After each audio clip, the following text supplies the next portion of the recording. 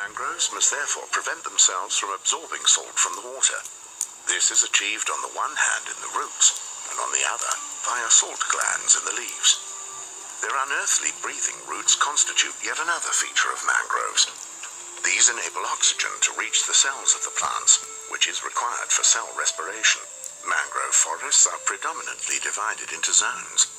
These define themselves according to the proximity of the sea. Several different types can occur here. The red mangrove colonizes the coastal region, while the black mangrove occupies the next zone situated inland. This can only be reached by high tides. Black mangroves can reach heights of up to 25 meters and boast the largest blossoms of all mangrove species. Biodiversity prevails on the edge of the brackish river.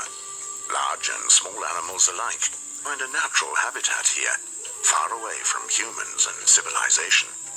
The green iguana is a permanent resident of the mangrove swamp. Here, he hunts for small insects and robs the nests of birds. The forest is dense. The canopy of the mangroves allows only sparse light onto the surface of the river, painting a surreal picture of the river landscape. The biolisk carefully scrutinizes the intruders. When in flight, he runs across the water. To this end, he is known as the Jesus Christ lizard in Costa Rica.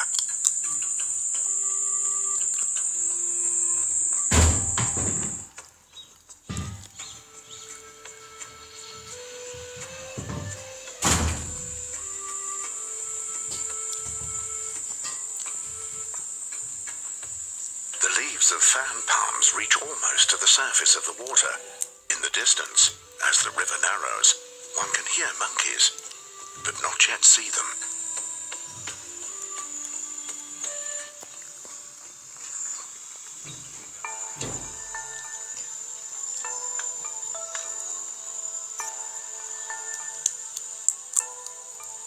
Leaping from one branch to another, white-fronted capuchin monkeys live well disguised in the treetops. They can reach head-to-trunk lengths of around 30 to 36 centimeters and have a tail of a similar size. The tail is often carried rolled up, hence the name roll monkeys.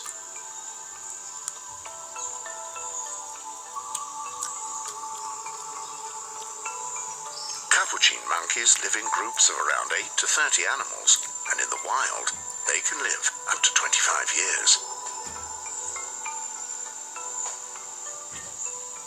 A group consists of several adult males and females with their joint offspring.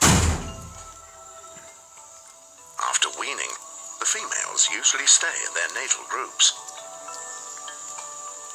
The males leave the group after reaching sexual maturity and seek contact with another group.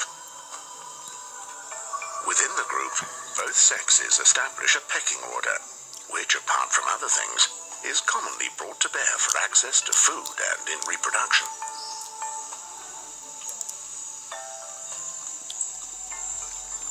During the day, wild capuchin monkeys spend most of their time traveling, but almost as much searching for food, followed by social interaction. Resting periods primarily take place during midday,